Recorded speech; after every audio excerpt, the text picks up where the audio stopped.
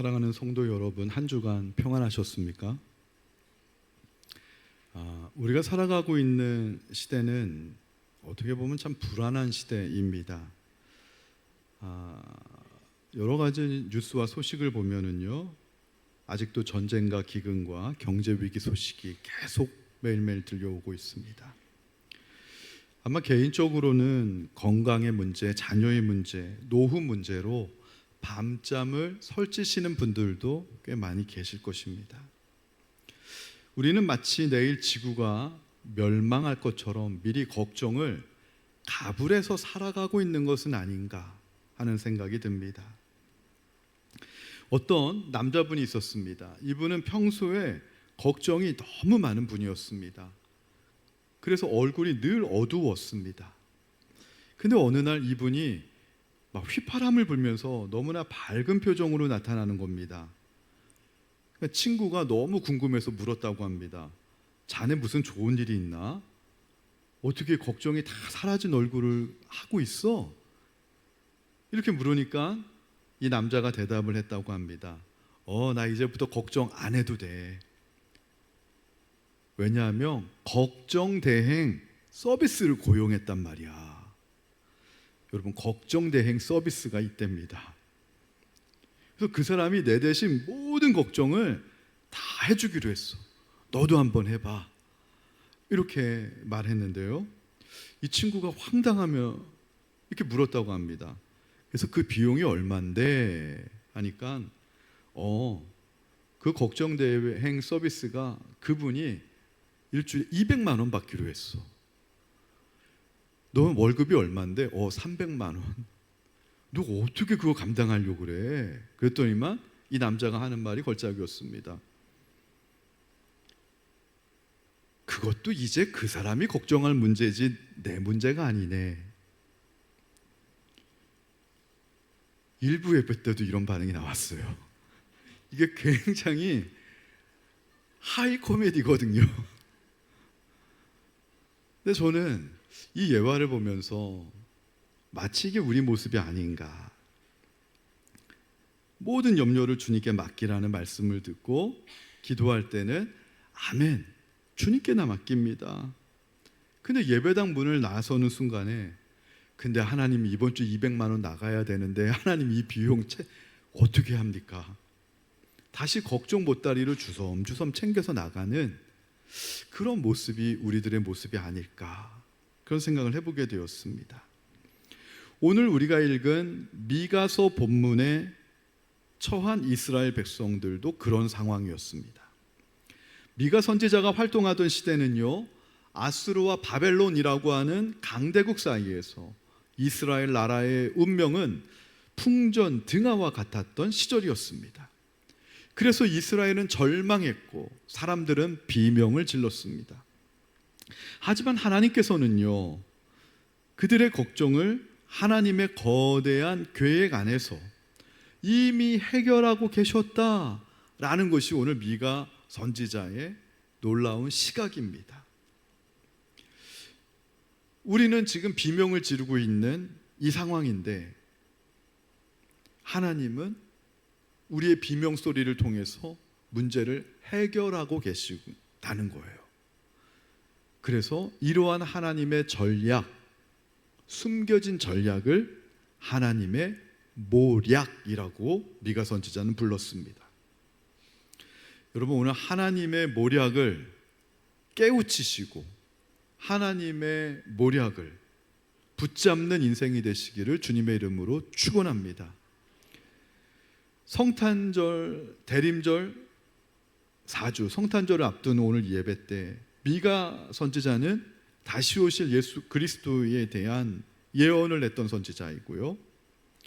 그러면 예수님, 하나님의 가장 큰 모략은 예수 그리스도라는 것을 우리는 정확하게 알 수가 있는데 그 구체적인 내용이 어떤 것인지를 오늘 말씀을 통해서 깨닫고 돌아갔으면 좋겠습니다. 자, 그렇다면 하나님께서 아주 숨겨두신 그 전략, 비밀 계획이죠. 그 하나님의 모략을 사용하시는 대상이 누구냐라는 것입니다. 그 대상을 남은 자라고 부릅니다. 남은 자. 예레미야 24장에 보면은 바벨론에 의해서 유다가 멸망하고 예루살렘 땅에 남은 자들은 상품 가치가 낮은 무화과 나무요, 바벨론 포로로 끌려간 자들은 상품 가치가 높은 진짜 무화과 나무라는 그런 비유가 있습니다. 하나님께서는 이스라엘의 회복을 약속하시면서 이 이스라엘의 회복을 누구를 통해 이루실 것이냐, 그 대상을 독특하게 특정하시는데 남은 자라는 것입니다. 그러면 남은 자가 누군지를 여러분 보셔야 돼요. 6절에 미가 선지자가 남은 자에 대해서 이렇게 이야기합니다. 여호와께서 말씀하시되 그날에는, 그날이 어떤 날이냐면 회복시키는 날입니다. 하나님께서 이방을 심판하시고 하나님의 영광을 회복하시는 그 날에는 내가 저는 자를 모으며 쫓겨난 자와 내가 환난받게 한 자를 모은다라는 거예요. 그러므로 남은 자는요, 금수저나 엄친아가 아니고요, 저는 자, 쫓겨난 자, 환난받은 자입니다. 그러면 왜 하나님께서는 남은 자를 이런 자들로 부르시는가? 하나님 나라를 세우는 사람들이 남은 자들인데, 이 남은 자를 통해서 하나님은 7절에 보면은 강한 나라를 만드신다는 거예요. 발을 저는 자는 남은 백성이 되게 하며, 남은 백성이 뭐예요? 남은 자예요. 멀리 쫓겨났던 자들이 뭐가 되게 해요? 강한 나라가 되게 한다라는 거예요. 그러므로 저와 여러분은요, 이 말씀을 보면서 나는 강한 나라인가 생각하셔 봐야 돼요. 여러분, 강한 나라, 강한 하나님의 백성이십니까? 지금 내 모습은 강한 나라에 가깝습니까? 아니면 저는 자, 쫓겨난 자, 환난받는 자에 가깝습니까? 하나님께서는 저는 자와 쫓겨난 자와 그리고 환난받은 자, 이 남은 자들을 통해 강한 하나님의 나라를 그날에 이루시겠다라는 거예요. 그래서 하나님 나라에 들어가는 자격이 약함이에요. 약함이 곧 자격이라는 거예요. 세상에서는 강하고 능력 있는 자를 찾지만 하나님께서는 약한 자를 부르신다고 성경에 나와요. 저는 자라고 하는 것은 이런 사람입니다. 자신의 힘으로는 제대로 걸을 수 없어서 비틀거리는 인생. 즉, 하나님, 내 힘으로는 도저히 하나님의 구원에 이를 수 없습니다.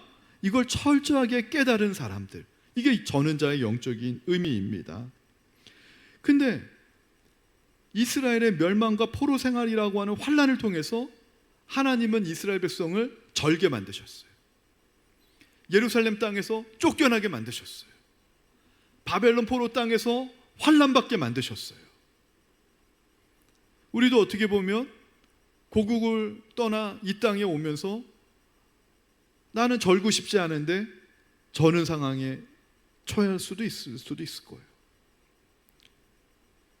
나는 내 스스로 나온 것 같은데 쫓겨난 자와 같이 이방 땅에서 지금 살아갈지도 모르겠어요. 이곳에서 내가 원하지 않는 환난을 지금 받고 있는지도 모르겠어요.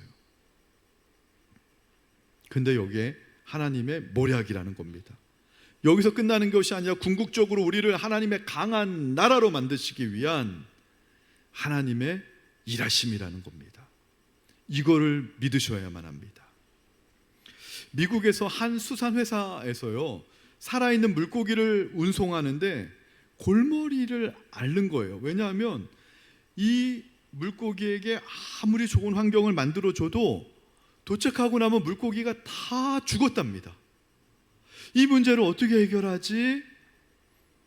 하고 있는 와중에 한 직원이 기발한 아이디어를 냈었는데요, 그 아이디어는 뭐냐면 수조에 물고기의 천적을 넣읍시다. 그래서 메기를 집어넣었다고 해요. 그러니까 결과가 어떻게 됐을까요? 도착해 보니까요, 물고기들이 한 마리도 안 죽고 싱싱하게 살아있다는 겁니다. 이유는 간단하죠. 이 메기한테 잡아먹히지 않으려고 아이고 나 죽네 하면서 물고기들이 도망다니는 결과, 여러분, 물고기들이 돌아다니면요 더 건강해지는 거예요. 생명력이 넘쳐가지고 도착했을 때는 한 마리도 안 죽고 살았다라는 것입니다. 여러분, 우리 인생도 마찬가지 아닙니까? 하나님이 우리에게 매기 같은 고난을 주실 때가 있어요. 본문 6절에 보니까 내가 환난받게 한 자, 이스라엘 백성이 환난받은 게 내가 실수하고 내가 잘못하고 내가 부족하고 내가 운이 없어서 환난받은 줄 알았는데 아니라는 거예요. 하나님께서 친백성 삼으시고 에베소서 1장 4절에 태초 전부터 우리를 하나님의 자녀로 선택하시고 예정하신 자에게 환난이라는 것은 우연히 찾아오는 환난이 아니라, 불행하게 찾아오는 환난이 아니라 내가 환난받게 한 자를 모은다라는 거예요. 하나님이 우리로 하여금 환난받게 하셨다라는 거예요. 저는 그걸 믿습니다. 세상 사람들은 목사님이 정신 나갔네라고 생각할지 몰라도, 어떤 분은 이게 너무 정신 승리 아니냐라고 생각할지 몰라도, 저는요 목회하면서 하나님의 말씀을 묵상하면 묵상할수록요, 저도 목회 초반에는 목사하지만 이게 안 믿어졌어요. 하나님이 주시는 환난이 있고 내가 실수해서 받는 환난이 있지. 근데 어느 날 묵상하면서 내가 실수해서 받는 사탄이 주는 환난도 사탄조차도 하나님의 피조물이다. 하나님의 계획하심 아니면 사탄도 움직일 수 없다는 걸 깨달으면서, 내가 실수하지 않으면서 주를 위해 의로 인하여서 받는 고난이나 내가 실수하고 연약해서 받는 환난이나 하나님이 사용하시기는 매 한 가지다라는 믿음이 저는 분명히 왔습니다. 이스라엘 백성들이 바벨론에 포로로 간 건 이스라엘 백성들이 죄를 지었기 때문이에요. 그러나 이스라엘 백성이 죄를 짓게 해서 온 환난도 하나님이 받게 하셨다라는 거예요. 이게 왜 중요한 줄 아세요? 하나님이 문제를, 환난을 주셨으면 이 환난을 하나님이 거두어 가실 수도 있기 때문에 중요한 거예요. 할렐루야. 그래서요, 하나님이 우리에게 나의 천적과 같은 환난을 주세요. 환난을 줄 때 각 사람에게 모양이 다 달라요. 내게 가장 약한 부분을 환난으로 하나님이 허락하시는 거예요. 내가 잘하는 부분은 환난이 내게 되지 않습니다. 어떤 부분은 경제적인 걸 잘할 수 있고요, 어떤 부분은 반대로 인간관계를 잘할 수 있고요, 어떤 부분은 공부를 잘할 수도 있고요. 저마다 잘하는 영역이 달라요. 근데 메기와 같은 고난이 뭡니까? 메기가 천적이거든요, 물고기에. 내가 가장 약한 부분, 내가 가장 못하는 부분으로 하나님이 메기를 보내주실 때, 근데 그게 은혜라는 거예요. 왜죠? 메기한테 내가 붙잡아 내가 삼켜지지 않으려고 열심히 예배 나오는 거예요. 메기로부터 살아남으려고 주님의 이름을 부르고 기도하게 되는 거예요. 그러다 보니까 열심히 동물이 뛰어다니다 보면 건강해지듯이 사람도 막 계속 뛰면 건강해지잖아요. 메기 때문에 어쩔 수 없이 막 뛰어다니다 보니까 우리가 영적으로 건강해져서 하나님이 우리를 살게 해주신 줄로 믿습니다. 그래서 우리가 튼튼한 체력을 갖추게 되면 하나님이 우리로 하여금 열방을 무찌르게 하시는 거예요. 그래서 이 매기, 고난에 대한 재해석이 필요한 거예요. 하나님이 우리에게 주시는 고난은 어떻게 미가 선지자는 해석하냐면, 우리를 죽이려고 주시는 고난이 아니라 해산의 고통이다. 고난의 재해석이 이루어지는데 고난은 죽음이 아니라 해산의 고통이다라는 것입니다. 그것이 바로 9절 10절입니다. 9절 10절 우리 한번 읽어보겠습니다. 이제 내가 어찌하여 부르짖느냐? 너희 중에 왕이 없어졌고 내 모사가 죽었으므로 내가 해산하는 여인처럼 고통함이냐? 딸 시온이여, 해산하는 여인처럼 힘들여 나을지어다. 이제 내가 성읍에 나가서 들에 거주하며 또 바벨론까지 이르러 거기서 구원을 얻으리니 여호와께서 거기서 너를 내 원수들의 손에서 속량하여 내시리라. 아멘. 여러분, 여기서 중요한 게요, 바벨론으로 가라는 거예요. 근데 바벨론은 어떤 곳이냐면 이스라엘 백성들이 생각할 때 무덤이었습니다. 신앙의 무덤, 영적인 무덤이 바벨론이었는데 성읍에서부터 나가라는 거예요. 이 성읍이 예루살렘 성입니다. 예루살렘 성에서부터 나가라는 거예요. 쫓겨나라는 거예요. 그래서 들에 거주하라는 거예요. 나그네 인생이 되라는 거예요. 그리고 바벨론으로 가라는 거예요. 포로 생활, 바벨론 포로 생활 가라는 거예요. 근데 이스라엘 사람들이 생각할 때는요, 구원은 예루살렘에서 받기를 원했습니다. 구원은 시온산에서, 성전이 있는 시온산에서 받기를 원했습니다. 바벨론은 원수들의 땅이고 하나님들의 대적자들의 땅이고 영적인 무덤이라서 가고 싶지 않았어요.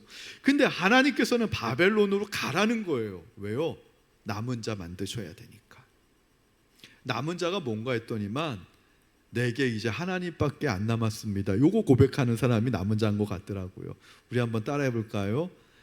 하나님, 이제 내게는 하나님밖에 안 남았습니다. 이거 깨달은 자가 남은 자더라고요. 뭐 신학적으로 막 어렵게 정리할 거 없더라고요. 나는 남은 자인가? 본토 친척 아베집을 떠나 의지할 곳 없는 바벨론에 가니까 이스라엘 백성들이 이제 내게 하나님밖에 안 남았네? 진짜 남은 자가 된 거예요. 근데 하나님께서는 이스라엘 백성들이 무덤이라고 생각했었던 그 바벨론에서 구원을 해주시는 거예요. 할렐루야. 이것이 인간의 생각으로는 도무지 측량할 수 없는 하나님의 두 번째 모략입니다. 감추어진 계획. 자, 어느 마을에 큰 홍수가 났습니다. 독실한 기독교인이요, 지붕 위에 올라가서 하나님 저를 좀 구해주세요 하고 간절히 기도했다고 합니다. 잠시 후요, 구명보트가 왔대요. 선생님 빨리 타세요 했는데 이 독실한 성도님이 어떻게 했을 것 같아요? 여러분 같으면 탔을까요? 안 탔을까요? 이분이 그랬대요. 가시라고. 저는 하나님이 저를 구해줄 줄로 믿는다고. 천사가 내려와서 나를 구해줄 거라고. 가시라고. 그리고 하나님 제발 천사를 보내주세요. 하나님 날 좀 구원해 주세요. 열심히 기도했더니만 물이 더 차올랐는데 까딱까딱한 상황인데 이번에 헬기가 왔대요. 지나가는 헬기가 보고 저기 사람이 있습니다.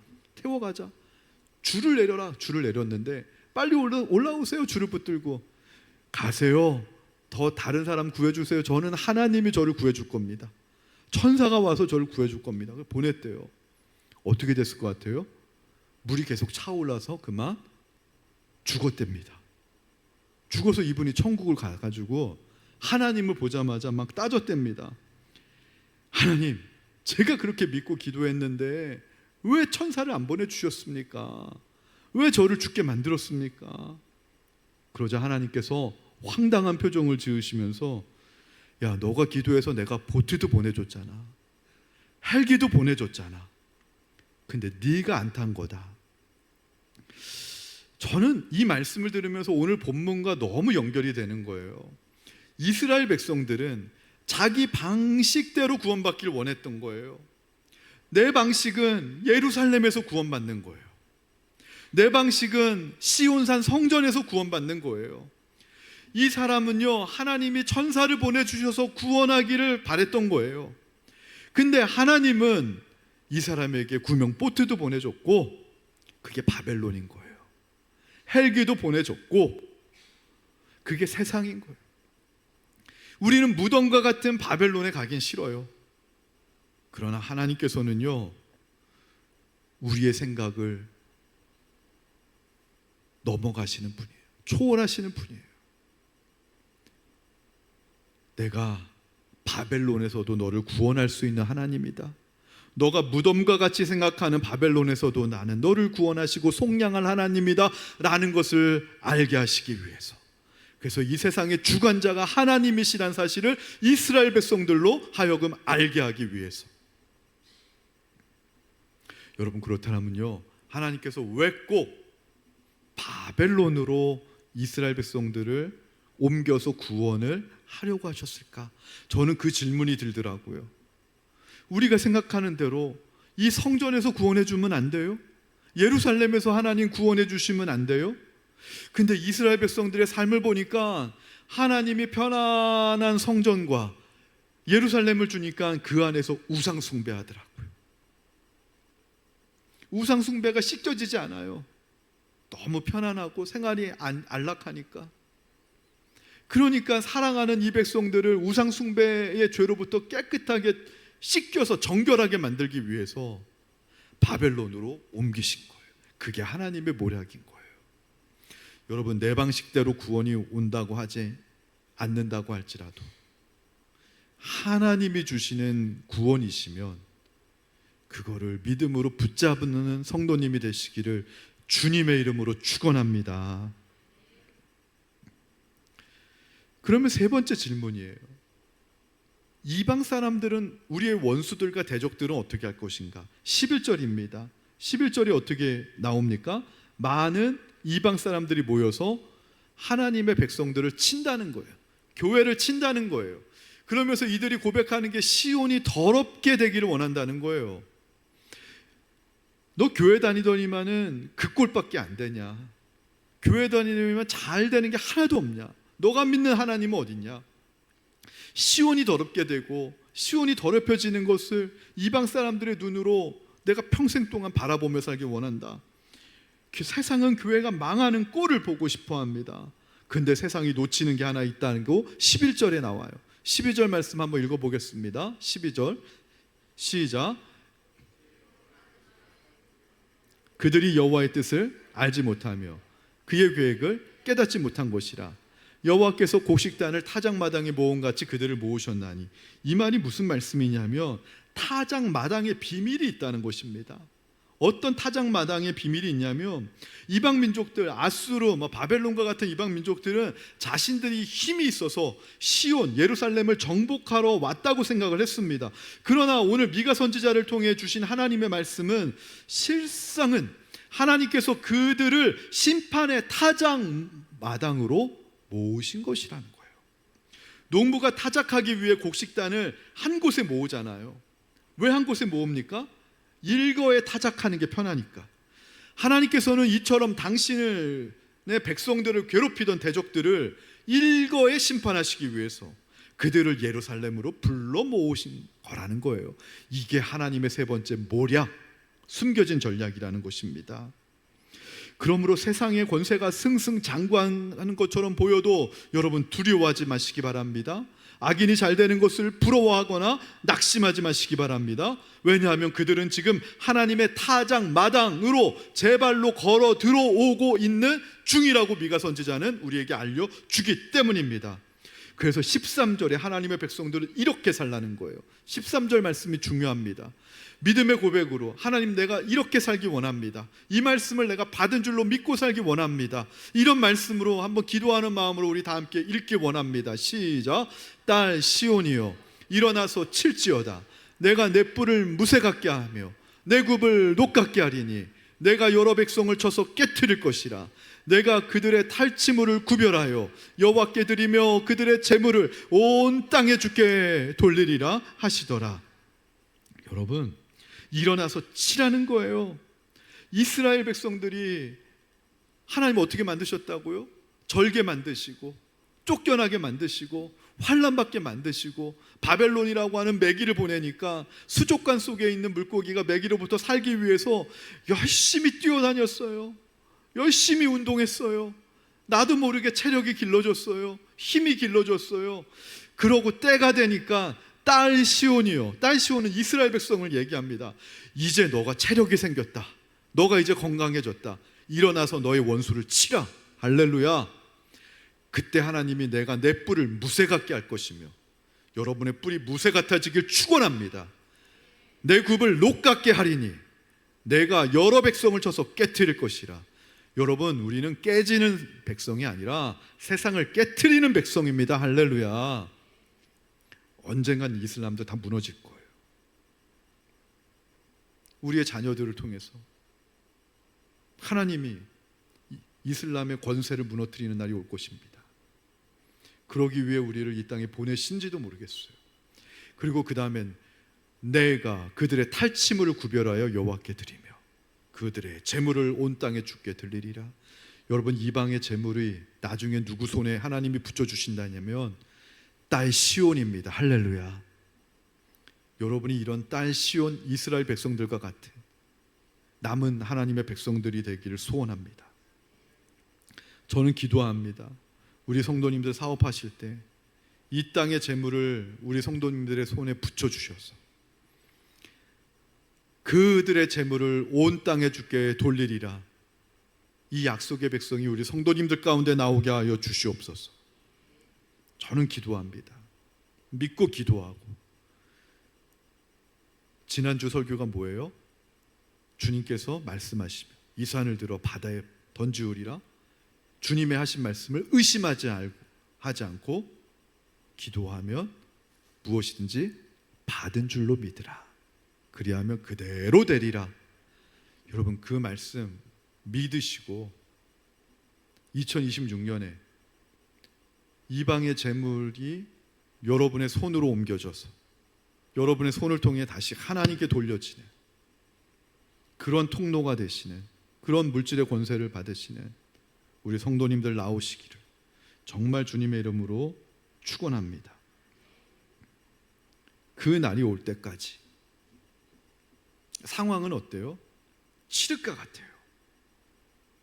앞길이 하나도 보이지 않는 기간을 통과하셔야 돼요. 여러분, 바로 오는 게 아니에요.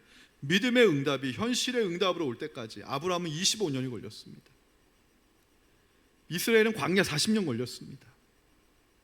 근데요, 이 이야기를 드리고 말씀을 맺을 텐데요, 어느 사냥꾼이요 어린 아들을 데리고 깊은 산 속으로 사냥을 떠났습니다. 근데 갑자기 산에서 그렇듯이 날씨가 돌변해가지고요 엄청난 폭풍우가 이 산에 몰아칩니다. 하늘이 캄캄해지고 비바람이 거세게 불어서 한 치 앞도 분간이 안 되는 상황이에요. 거기다 날까지 저물어 갑니다. 어린아이가 너무 무서워서 산에서요 어두워지고 비바람이 불고 폭우가 치고 길이 분간이 안 되는데 얼마나 이 아들이 무섭겠습니까? 아빠 이제 어떻게 해요? 그때 이 아버지가 아들의 손을 꽉 잡으며 말했다고 합니다. 아들아, 걱정하지 마라. 내가 이 산길을 다 외우고 있단다. 아빠는 이 산길을 다 외우고 있단다. 너는 내 손만 놓치지 않으면 된다. 여러분, 이 예화처럼 산 인물이 있더라고요. 욥이요, 고난을 받을 때요 해가 뜨는 곳을 봐도 해가 지는 곳을 봐도 하나님이 보이지 않는 거예요.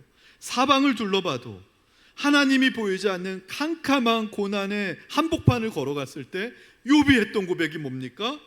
욥기 24장 10절에 나의 가는 길을 오직 그가 아시나니.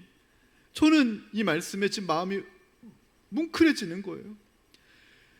욥이 말할 수 없는 고난을 당해서 사방이 보이지 않는 상황인데 욥이 나의 가는 길을 오직 그가 아시나니, 하나님이 아신다는 거예요. 전 이 예화를 보면서 욥이 하나님의 손을 붙잡은 이 어린 아들이었구나. 나의 가는 길을 내가 몰라요. 내 사업을 어떻게 헤쳐가야 될지 나는 몰라요. 내 자녀를 어떻게 얘를 가르쳐야 될지 나는 몰라요. 그 길이 안 보여요.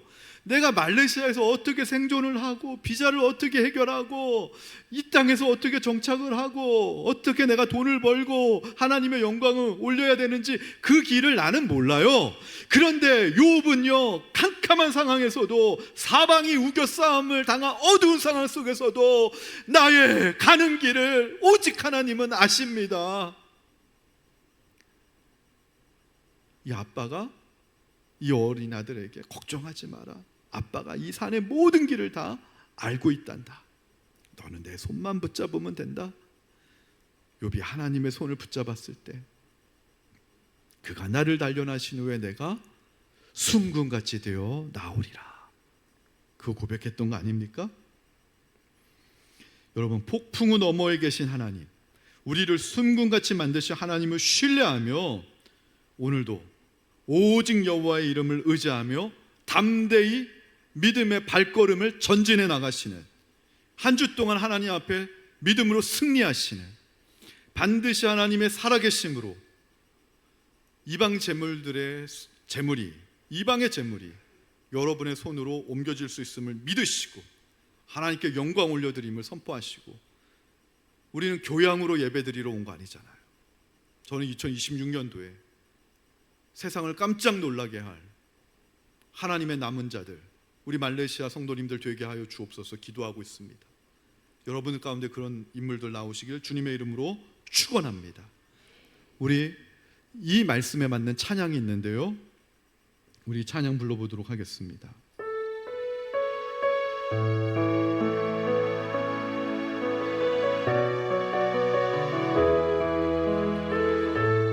내게 허락하신 시련을 통해, 내게 허락하신 시련을 통해 나의 믿음 더욱 강하게 자라나고, 험한 산과 골짜기 지나는 동안 주께 더 가까이 나를 이끄시네. 내가 겪는 시험이 어렵고 힘들어도 내 주님보다 크지 않네. 내 앞에 바다가 갈라지 않으며 주가 나로 바다 위 걷게 하리. 나는 믿네. 주의 능력으로 내 삶 새롭게 되리. 나는 믿네. 주의 능력으로 담대히 나가리라. 주와 함께 싸워 승리하리라. 날마다 믿음으로 나 살아가리. 여러분, 이 가사가요, 오늘 설교 내용을 축약한 겁니다. 여러분 정말 믿으세요? 내게 허락하신 시련을 통해 나를 하나님 고통과 괴롭힘 주시려고 하는 게 아니라 오히려 나를 남은 자 만드셔서 나의 믿음 더욱 강하게 자라게 하시려고 내게 지금 이 시련이 허락된 걸 여러분 믿으세요? 험한 산과 골짜기 지나는 동안 오히려 그 과정이 우리가 주님께 더욱더 가까이 나아가는 통로가 됨을 여러분 믿으세요?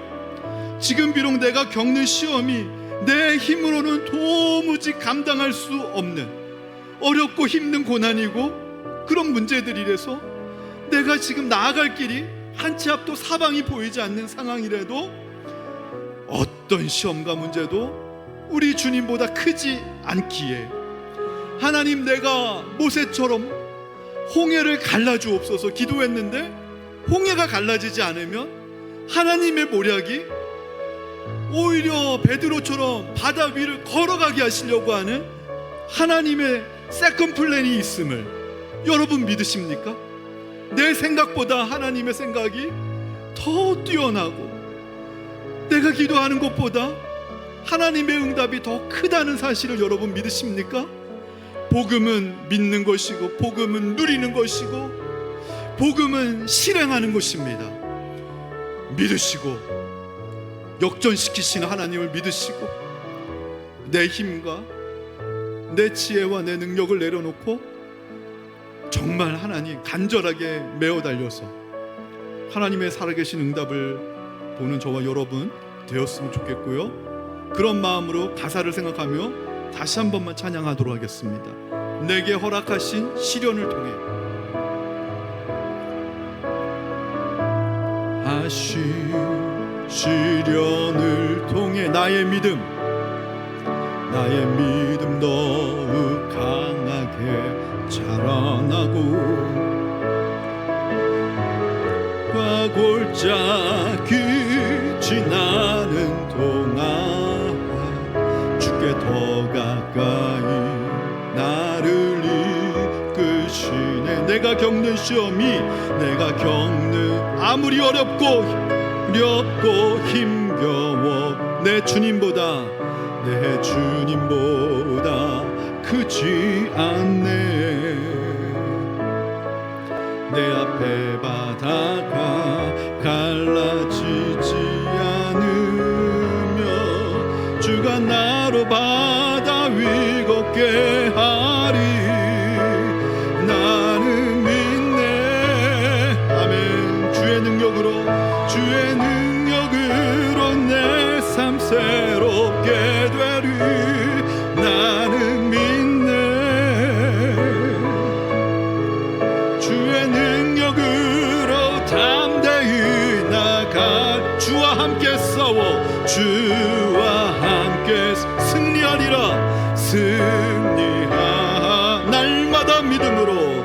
날마다 믿음으로 나 살아. 마지막으로 나는 믿네.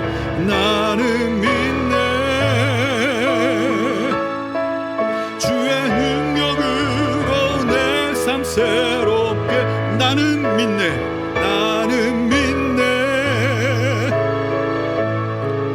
주의 능력으로 담대히 나가리라. 주와 함께 승리하리라. 날마다 믿음으로 나 살아가리. 여러분, 이 시간 가슴에 손을 얹고 기도하세요. 정말 믿으시기 바랍니다. 하나님이 우리로 하여금 이방을 치게 하시는 날이 온다는 거예요. 우리는 세상에서 깨지는 자가 아닙니다. 세상을 깨트리는 자입니다.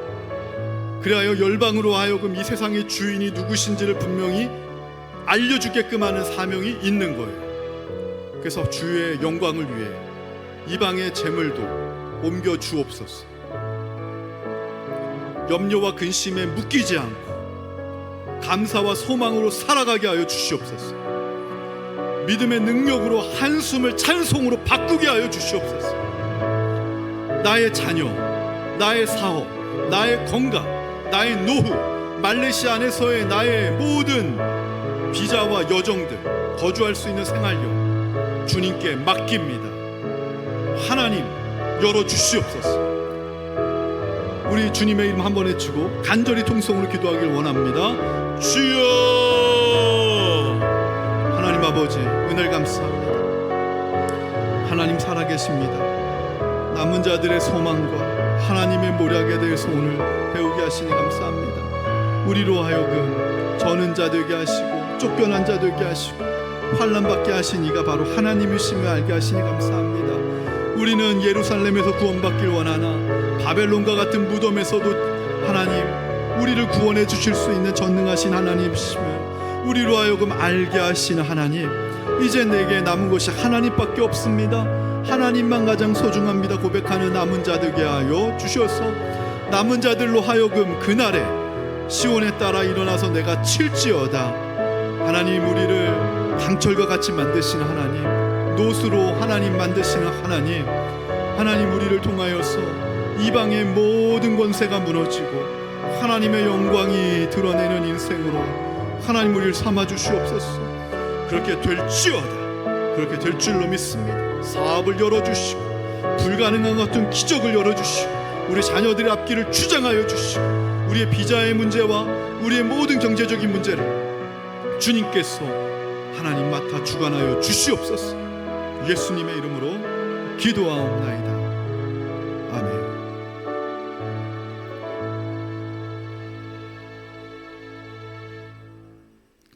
모두 자리에서 일어나시겠습니다. 여러분은 세상에 나가서 빛과 소금의 사명을 감당하는 주님의 제자가 되시기를 바랍니다.